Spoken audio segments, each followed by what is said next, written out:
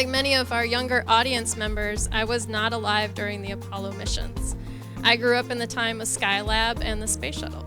And truth is, my brother and I actually learned how to program our VCR just to tape launches. And in the 5th grade, I wrote a career essay on being an astronaut and working for NASA. And that pretty much solidified my career path for the rest of my life. Now, the Apollo program to me has always been a fascinating time period in NASA's 60-year history. The years spent planning, testing, re-engineering, and nervously waiting were seen to culminate with Apollo 11. There had been 2 very successful space programs, Mercury and Gemini, which proved we could send people into orbit around Earth. But that good track record ended during a routine training exercise with the loss of the Apollo 1 crew. Now, the idea that a person could walk on the moon seemed best left to the movie makers, but with leadership in place to direct the program, what once seemed impossible became reality. NASA's track record was pretty well good up until 1967.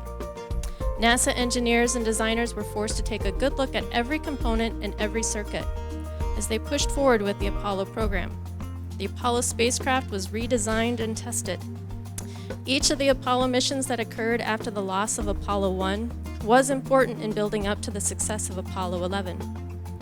There was Apollo 4 through 6, which tested the re-engineered capsule and rocket stages, and each of these was unmanned. Apollo 7 was the first manned mission flying the command module in orbit around Earth. They also performed the country's first live television broadcast from space.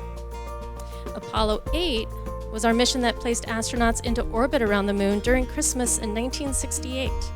The lunar module was not ready yet, and rumors that the Soviets were going to launch a manned mission made this mission critical to our race to the moon.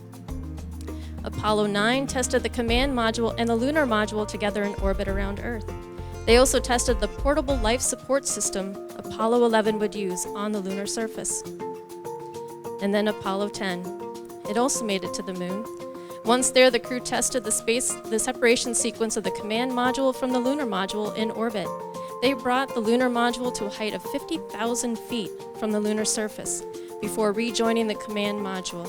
It was an important test run before Apollo 11 would attempt the first landing. One of the goals of the Apollo missions was to bring the people of Earth along for the journey.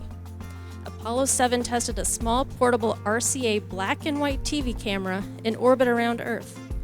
The use of humorous cue cards and footage of objects floating in the cabin were what most people remember from that time period. Apollo 8 held the first broadcast from the moon and tested the deep space communication network of towers back here on Earth. Their 4th broadcast, starting with a look at the distant Earth, then focusing on the moon below, was the most watched TV event at that time.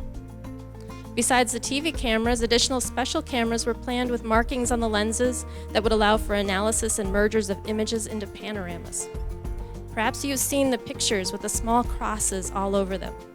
That was by design. The astronauts had to try and document as much as possible, as quickly as possible. In addition to the astronauts doing live broadcasts and operating cameras, every crew and backup crew had to be trained to be a scientist. They would also be responsible for collecting samples on the surface of the rocks and regolith. The Apollo astronauts, like the Gemini and Mercury crews, were all pulled from U.S. military. Only one astronaut who flew on Apollo 17 was a scientist. The astronauts were trained on how to use the collection devices and what to look for. This training was especially important as the time spent on the moon's surface was limited. These samples of rock and regolith have been vitally important to our understanding of the moon and the changes it has gone through over time. These samples from just 6 locations are an enormous source of information we would not have if it hadn't been for the Apollo program. Reflecting back on the 50th anniversary of the Apollo program, it is still amazing to me what these thousands of men and women were able to accomplish. In all, over 11 years of hard work went into Apollo 11. It was the ultimate milestone of the 20th century. And for the United States of America, we got to declare that we were there the first.